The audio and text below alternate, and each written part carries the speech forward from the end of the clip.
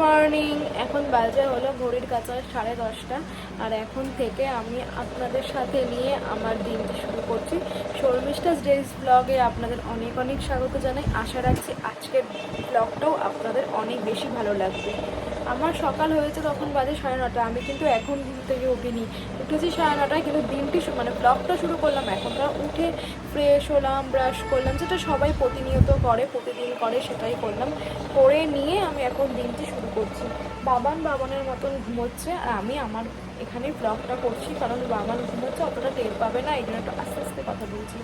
ও উঠবে, উঠে তারপরে আমি বিছানা কাঁথা সব চেঞ্জ করব। তারপরে এখন ব্রেকফাস্ট করবো, ব্রেকফাস্ট করে আমি যাবো হচ্ছে রান্নাঘরে রান্না করতে। তো দেখি কি আজকে রান্না করি, তো রান্নাঘরে গিয়ে তখন দেখা হবে। রান্না করবো হচ্ছে আলু পটলের তরকারি। পটলটাকে আমি নুন হলুদ দিয়ে মেখে অনেকক্ষণ হয়েছে, 10 মিনিট রেখে দিয়েছি। এখানে এখন পেস্ট বানাবো, আর এখানে বানাবো হচ্ছে কাতলা মাছ। তো এখানে সব মাছের সব অ্যারেঞ্জ করে নিয়েছি, কড়াইটাও বসিয়ে দিয়েছি। এখন শুধু এই পেস্টটা করে নিয়ে আমি পটলের তরকারিটা শুরু করে দিই। আর এদিকে হচ্ছে আজকে আর সেরকম কিছু রান্না হবে না, রান্না হবার মধ্যে এটাই হবে। আর এখানে হয়ে গেছে হচ্ছে ইলিশ মাছের ঝোল। সেদিনের ইলিশ মাছ কিছুটা রান্না হয়েছিল, আর কিছুটা ছিল, সেটা হচ্ছে এটা সকালবেলাই হয়ে গেছে। আর ব্রেকফাস্ট কমপ্লিট হয়ে গেছে। এখন ঝটপট আগে আমি রান্নাটা সেরে নিই। এখানে ভেজে আমি তুলে রেখেছি, আর এখানে হচ্ছে তোমার আলু দিয়ে মশলাটা যেটা পেস্ট করেছিলাম তোমাদের দেখালাম, সেটা একবারে আলুর সাথে কষিয়ে নিচ্ছি। আমি আগে আলাদাভাবে কষাতাম, কিন্তু এখন সেটা না, এখন আমি একটু প্রসেসটা চেঞ্জ করে আলুর সাথেই মশলাটা সুন্দর করে কষিয়ে নিয়ে যতক্ষণ টমেটো আর আদার কাঁচা গন্ধটা চলে যাবে। তারপরে মশলা দিয়ে হালকা করে একটু জল দেবো। বেশি না, জল দিলে আমি দেখেছি আমার আবার ব্যালেন্সের একটু প্রবলেম হয়, মানে বেশি জল দিয়ে ফেলি কখনো কখনো, আবার কখনো এমন শুকনো করে ফেলি যে খাওয়াই যায় না। তাই আজকে একদম পরিমাণ মতো মিক্সির বাটিটা মেপে আমি এখানে জল দেবো। জল দিয়ে একদম মাখা করে তারপর ঘি আর গরম মশলা দিয়ে নামিয়ে ফেলবো। তো লাস্ট অবধি দেখতে থাকো যে কীরকম রান্নাটা হয়। তরকারিটা আমার রেডি হয়ে গেছে, এই যে দেখতে এরকম হয়েছে। এবার জানি না যে খেতে কেমন হবে, তার কারণ হচ্ছে আমি যখন রান্না করি না তখন আমি খেয়ে দেখি না যে কেমন হয়েছে। এটা আমার একটা দোষ বলতে পারো, কিন্তু অবশ্য ভালো গুণ, বারবার দেখবো কিরকম একটা খারাপ লাগে। তো সেই জন্য আমি বুঝতে পারি না নুন কম হয়েছে না বেশি হয়েছে, যখন খাই একবারে তখন আলটিমেট জানতে পারি। তো এইটা হয়তো তরকারিটা একটু কম হয়ে গেছে, জানি না কীরকম হবে। যেটুকু পটল ছিল সেইটুকু দিয়েই হয়তো কেটে দিয়েছে আমাকে। আর এখানে বাবানের টিফিনটা আমি আগে বেড়ে রেখেছি, কারণ ও তো খাবে, আমি না খেলে না খাবো অতটা কোনো ব্যাপার না। ওকে দুপুরে দেবো, আর বাবা মামুনি আছে, ওরা 3জনে খাবে। আমার হলেও হলো, না হলেও হলো, আমি অত তরকারি ভালো খাই না, আমি এক মাছের ঝোল ভাত দিয়েও খেয়ে নিতে পারি। এবার আমি কড়াইটা ভালো করে ধুয়ে নিয়ে এবার মাছটা বসিয়ে দেবো। মাছ ভাজাটা বসিয়ে দিয়েছি, ব্যাস। আর এখানে আলুটা নুন হলুদ মাখিয়ে রেখেছি, আর দুটো মাছ ভাজলেই হয়ে যাবে। ও পেস্টটা একটু তোমাদের দেখতে দিই, এই যে পেস্ট করা আমার হয়ে গেছে। এখানে গরম মশলাটা মানে আমার হয়ে গেছে। আমার বলে না কি বাটিনি, কিন্তু মানে একটু মানে হামুল দিশারি ছেঁচড়ে দিয়েছি। আর এখানে মশলাদানিটাও বের করে রেখেছি, একদম ঝিঝিরি করে পেঁয়াজও কেটে নিয়েছি। মাছটাকে তুলে নিয়ে দুটো মাছ ভেজে আলুটা ভেজে এবার ঝোলটা দিয়ে দেবো। ঝোল হয়ে গেছে পুরো কমপ্লিট। এবার গ্যাসও মোছা হয়ে গেছে। এবার শুধু আমি যে রান্নাটা করেছি, কড়াই, হাতা, খুন্তি, এই 4টে বাসন মেজে নেব। আর এখানে বাবানের মাছের ঝোলটাও বেড়ে রেখেছি টিফিনে। শুধু এবার ভাতটা বসালে হয়ে যাবে। ভাতটা তো আমি বসাই না, ভাতটা মামুনি বসাই, যখন বসাবে তখন হয়ে যাবে। আর সব রান্না হয়ে গেল, লাঞ্চ সব শেয়ার করে দিলাম, আর কিছু শেয়ার করার নেই, ব্যাস। এই জাস্ট ঘুম থেকে উঠলো, আমি এখন হচ্ছে দরজার জানলার পর্দাগুলো সরিয়ে দিচ্ছি। গরমকাল কিন্তু পুরো পড়ে গেছে, আর আমার গরমকাল প্রচণ্ড প্রিয়, তোমরা সবাই জানো।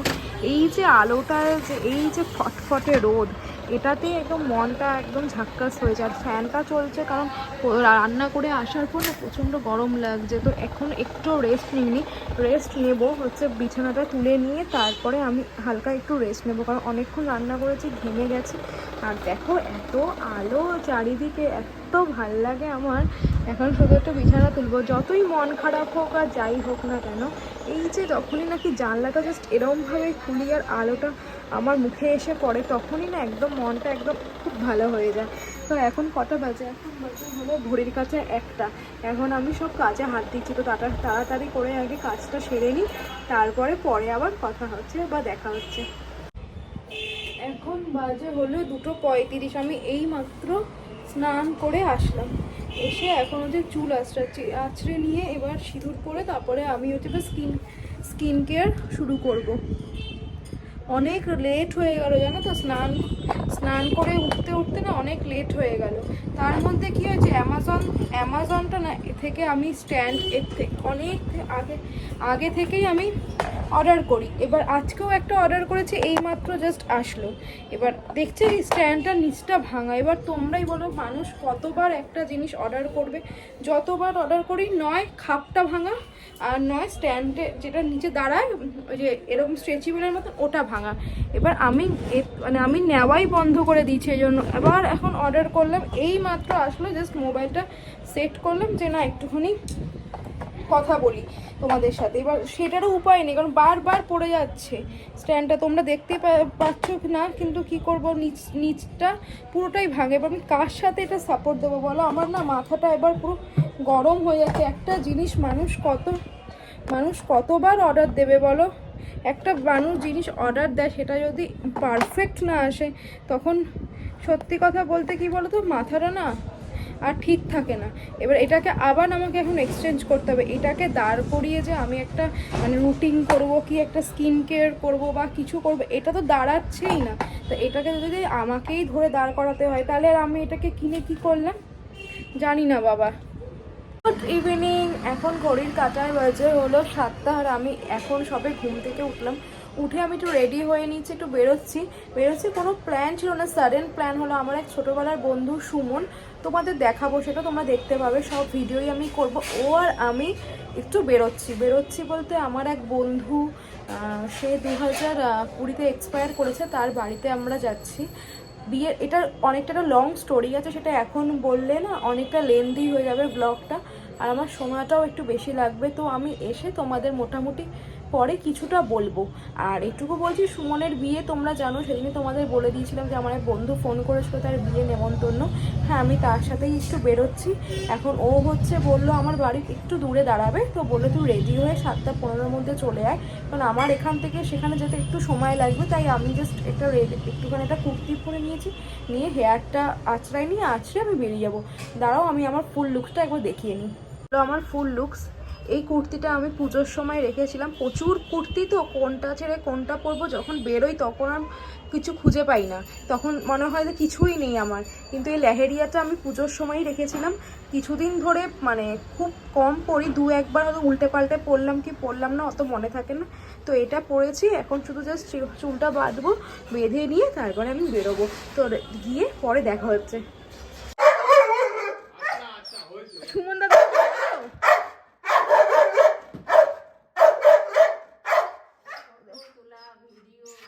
আচ্ছা ওই দিদিটা আসে বাড়ি থেকে বেরিয়ে এখন এসছে একটু ফুচকা খেতে।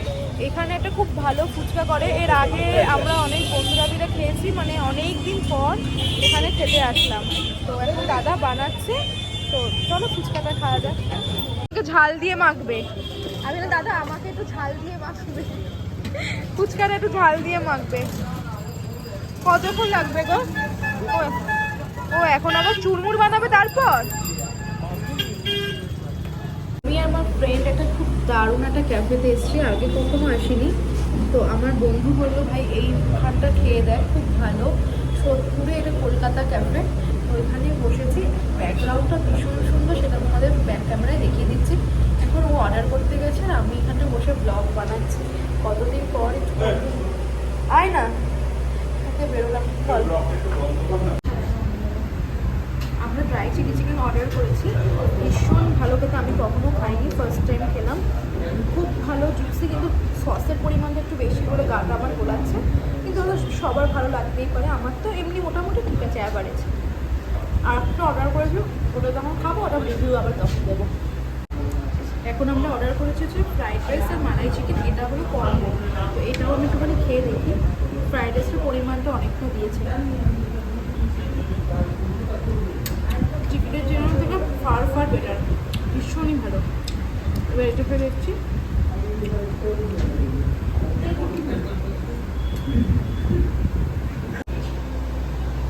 হচ্ছে ক্যাফেটা